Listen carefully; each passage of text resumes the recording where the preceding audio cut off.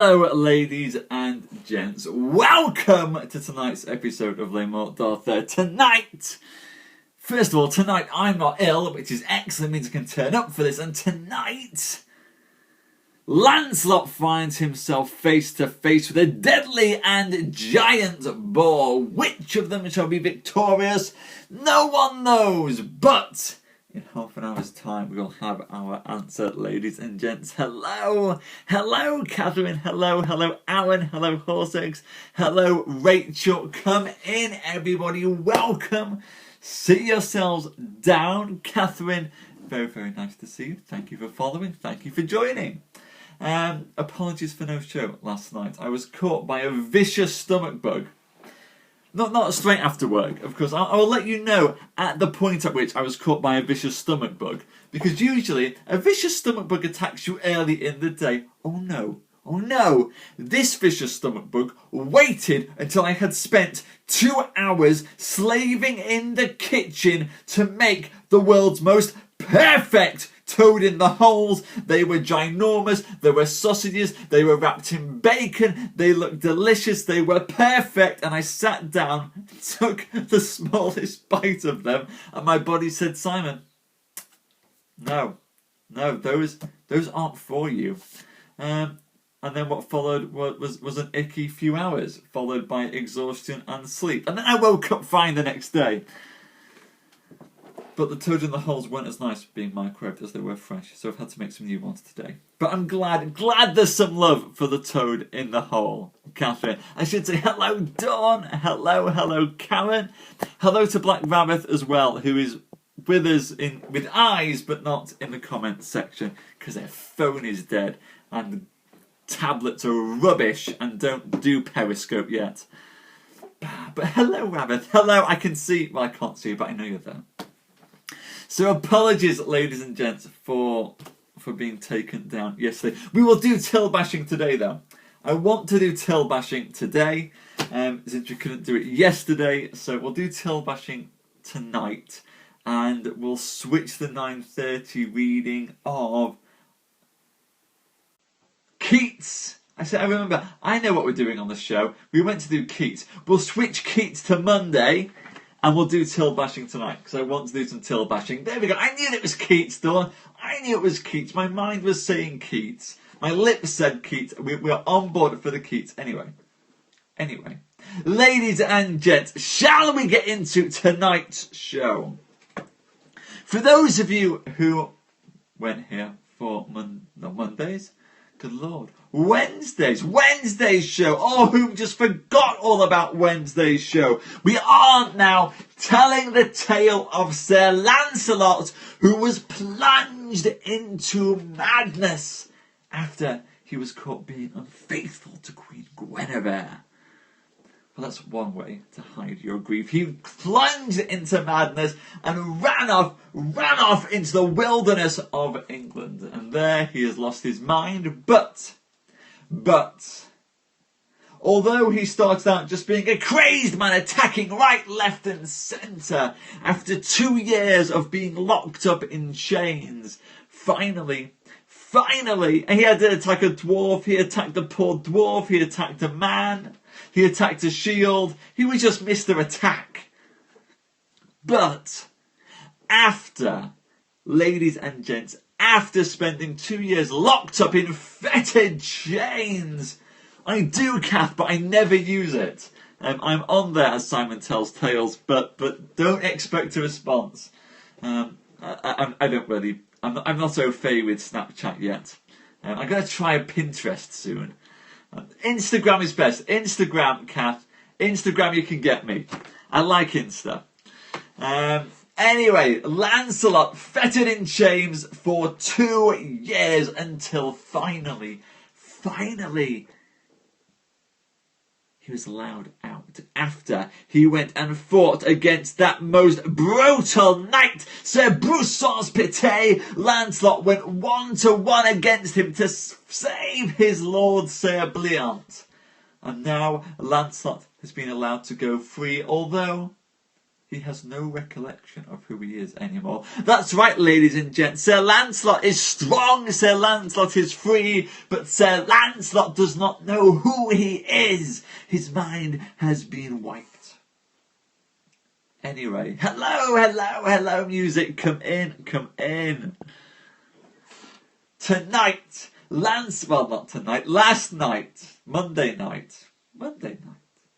Wednesday night. It's Easter weekend, guys. My knowledge of days has just merged into one. I have no idea what day it is anymore. I'll be honest with you. Apparently today is Friday. Didn't see that until about 3 o'clock today. Was not sure what day it was. But it's Friday. So on Wednesday's show... He says, checking. It was Wednesday's. Good.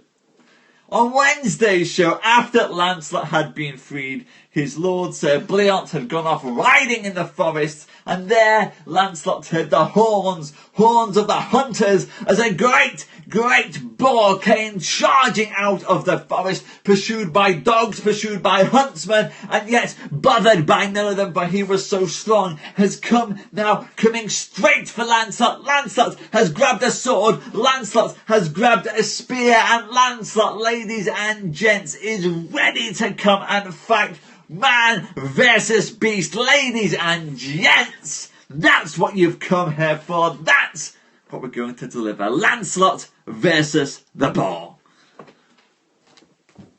So came Sir Lancelot and found the horse bound to a tree, and the spear leaning against a tree, and a spear tied to the saddle bow. And when Lancelot leapt into the saddle, he got the spear in his hand, and then he rode after the boar. Then Sir Lancelot was wary, for the boar set its arse to a tree fast by a hermitage. Can we pause there, ladies and gents? This is Middle English, and the word arse appears. This must be one of the earliest literary references to Father Jack's favourite word. Then Sir Lancelot ran at the boar with his spear, and therewith the boar turned himself nimbly, and rove at the lungs and the heart of the horse that Lancelot rode upon, so that Lancelot fell to the earth.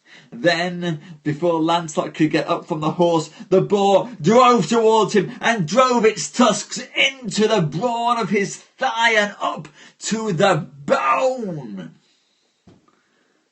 Then Sir Lancelot was angry, and he got to his feet, drew his sword, and he smote off the boar's head in one stroke.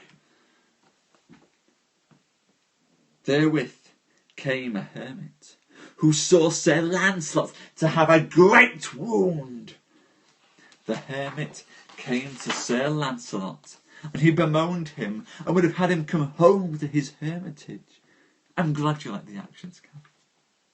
But when Sir Lancelot heard him speak, and heard that Lancelot was so angry with his wound, that he ran to the hermit to have slain him out of anger, and the hermit ran away. And when Sir Lancelot might not catch up with the hermit, he threw his sword after him, for Sir Lancelot could go no further, he was bleeding so heavily. Then the hermit turned again, and asked Sir Lancelot how he was hurt. "Fellow," said Sir Lancelot, "this boar has bitten me sore."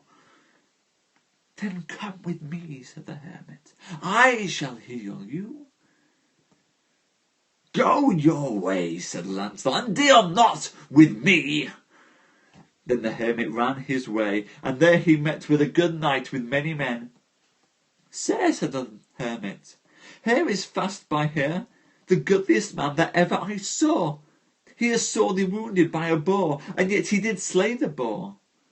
"But well I know," said the hermit, "that he should be helped, for that goodly man will die of the wound, and if so, it would be a great pity. Hello, Christian, come in, sit yourself down."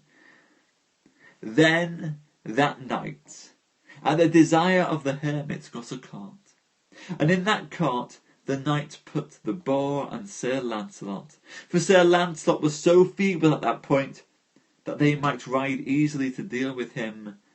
And so Sir Lancelot was brought to the hermitage, and there the hermit healed him of his wound, But the hermit could not find Sir Lancelot's sustenance, and so he was impaired, and he waxed feeble both of body and of mind.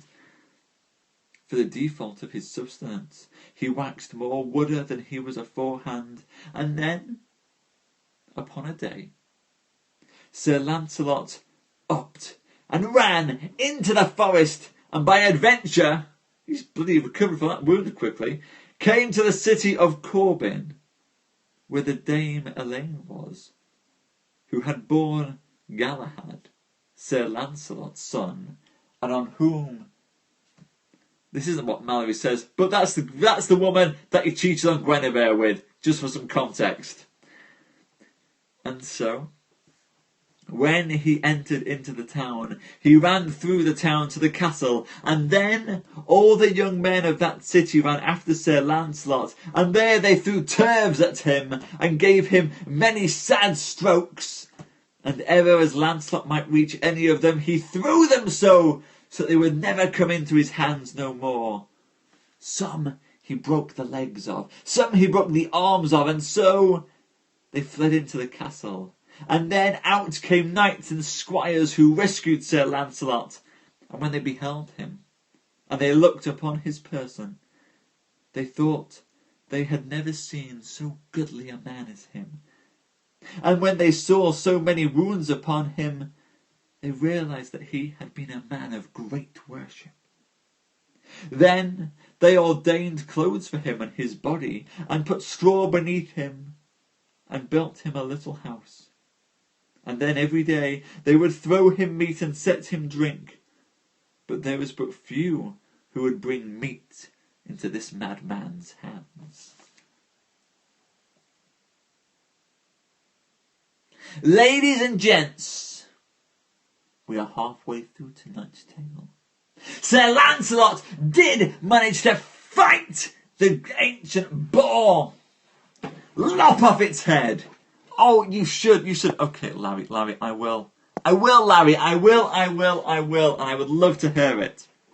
The Lancelot has lopped off the head of that boar, even though he's been badly wounded. Will he come back to glory? Well done, this is the question.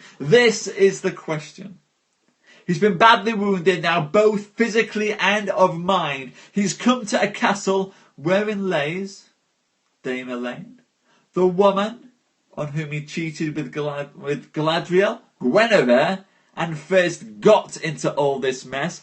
Ladies and gents, it might seem actually today that my mind, a bit like Lancelot's, is a wee bit frazzled.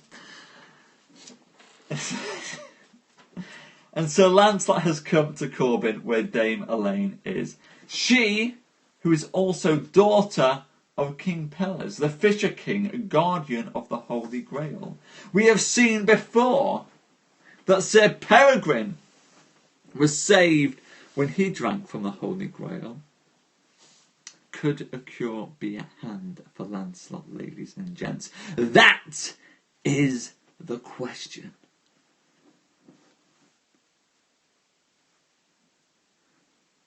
So, it befell that King Pelles had a nephew, and his name was Castor, and he desired of the king to be made a knight. And so, at the request of this Castor, the king made him a knight at the feast of Candlemas. And when Sir Castor was made knight, that same day he gave many gowns. And then Sir Castor sent for the fool, who was Sir Lancelot. And when he came before Sir Castor, Sir Lancelot was given a robe of scarlet, so that all could see him. And when Sir Lancelot was so arrayed like a knight, he was the seemliest man in all the court. Oh, hang on. Got a double page picture there. And no man was as well dressed as he. And so, when he saw his time, he went into the garden, and there Sir Lancelot laid himself down by a well, and he slept. And so, at about noon, Dame Elaine and all her maidens came into the garden to play. And as they roamed up and down, one of Dame Elaine's maidens spied that a goodly man lay by the well, sleeping. And she showed him to Dame Elaine. Peace, said Dame Elaine, and say no word. And then she brought Dame Elaine to where he lay. And when she beheld him, anon she fell in remembrance of him, for she knew this man, he was Sir Lancelot. Therewith she fell weeping so heartily that she sank even to the earth, and when she had thus wept a great while, then she arose and called her maidens, and said that she was sick.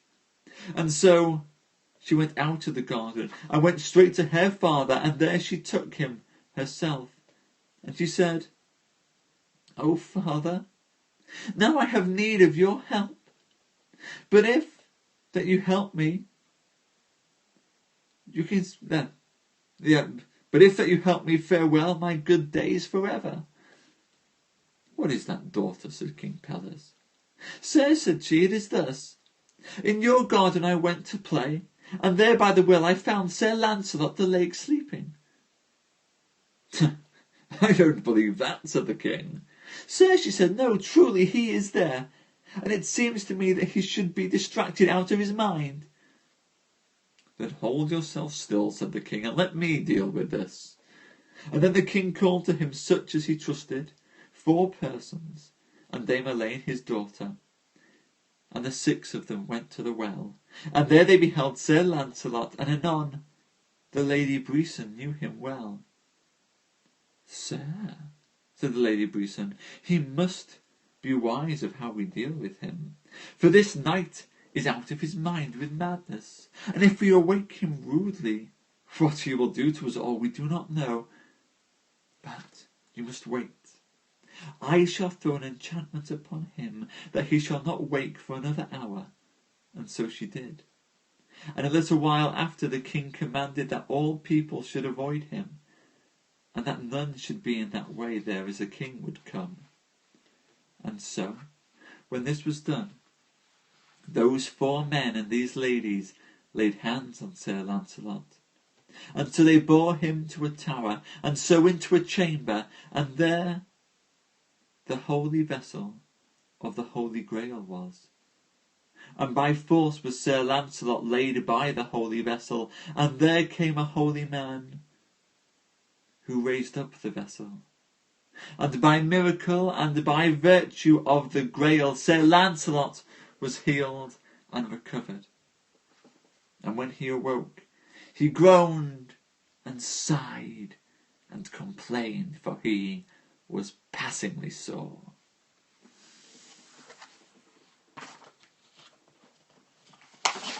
There, ladies and gents, there we have it. Lancelot saved by the Holy Grail after being discovered by the Lady Elaine, the woman who he'd lain with, and so betrayed the trust of Guinevere in the first place.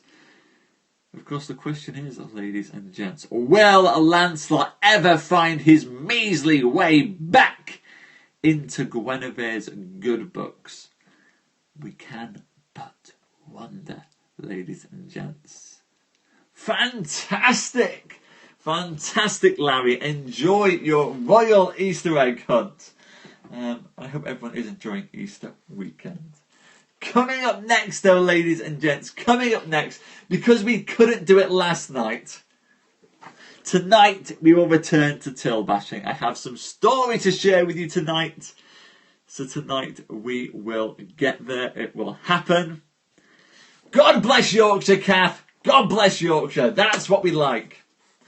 There is no Easter egg hunt around here for Yorkshire at the moment, as the Easter egg hunt happened this morning. I found the Easter egg, and I've eaten most of my Easter egg by now. By the end of the night, all of the Easter egg will be eaten. At which point, any Easter egg hunt will be resolved in Simons have eaten it. No, we're not above that, Dawn. We're not above that. We just eat them very quickly. Absolutely, Kath. Couldn't agree more. Couldn't agree more. And today it's full of tourists trying to get into the castle. I take umbrage over this for some reason. That folks should be allowed near the castle. We had a lovely. I do, Dawn. I do live by a castle. And we had a lovely gentleman who'd come up from New York and tried to get into the castle. But the owners were on holiday, and so he was like knocking on everyone's door asking for entry. So I came down to help him. Couldn't really help him, but hey ho, strangers in the village. Word travelled fast about that there was an American in the village. It did get a little bit "Are you local?" at one point. Bless him.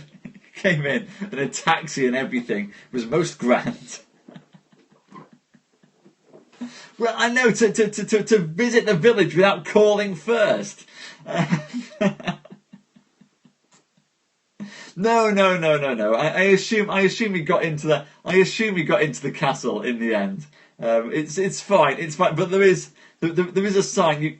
People are meant to call in advance before going around the castle. We might be out or busy or cooking something. You've got to call before you're allowed to look at the castle. It's prior appointments. Yes. To get to the castle, you have to go down the road that says it is local only down the road, and then you've got to go up the private driveway, past the 2 or 3 private driveway signs, and then there's a sign that says you've got to make appointment before looking at the castle. And of course the owners are on holiday, so hopefully you got to the castle in the end. Oh no, Dawn, he's fine. Let's leave the nice New Yorker alone. I'm sure he was wonderful. I'm sure he was a very nice chap. He was very apologetic, very friendly. And I said, "Oh no, it's like, is it your castle?" I was like, "No, it's not my castle." "Oh, I'm sorry." It's like a million apologies. And you go, I was just reading. I was just reading a book. It was fine. It was genuinely fine. He took such. Oh, it was so cute. It was actually very, very cute. He was so sorry that he'd interrupted me at sort of 11:30 in the afternoon, 11:30 in the morning when I'd been reading a book. Heaven forbid. Bless him. I like to think that I look friendly when folk come to the door. He was fine. Dawn, America has nothing to worry about. He was lovely. No, I was in my cottage next to the castle, Larry. I was next to the castle in the cottage reading a book. As you do on Easter Friday. And he was very apologetic. It was very cute. I sent him off on his way. Favourite time? Well, actually, that's tough. That's tough, Kath, because I like Hebden Tea. I go to the Hebden Tea shop down the Shambles in York, and they've got see, Earl Grey is fine, but I've actually got a really nice gingerbread tea from the Shambles in York, and it's gorgeous. Hello, Laura. Come in, Laura. Yes, I live next to a castle. I do. Look it up. Sheriff Hutton Castle. I live next to Sheriff Hutton Castle, which is a very nice castle. But yes, gingerbread tea from Hebden Teas. Well, I thank you, Laura. I have to. It is looking rather full at the moment. I'm having a good hair day, which makes me smile. There is. I think if you go onto the Facebook page. Sarah posted a video, some drone footage of the castle, and you can see the castle. Excellent, Kath. Why, thank you. I will follow back. Anyway, so yes, there is a castle, and you can. I will repost the footage of the drone on Facebook, so you can all see the wonderful castle. But yes, there's the castle. I wasn't drinking any tea at the time. I was just reading a book. Old Larry, it's Richard III's old castle. Richard III's old castle. So you're going back many hundreds of years. Many hundreds of years for Richard III's castle. But that's what it is. That's what it is, ladies and gents. Anyway. Hello, Jason. Hello. If only, Laura. If only. It won't. The problem is there's no internet signal outside, and my Wi-Fi doesn't stretch that far, so I can only post pictures of it. But I will try and post some nice pictures of it on Instagram so you guys can at least see it on there. I was reading the Castle of Cross Destinies, which I think was the 70s. No, I do. I read all sorts of books. But as Dawn says, till bashing.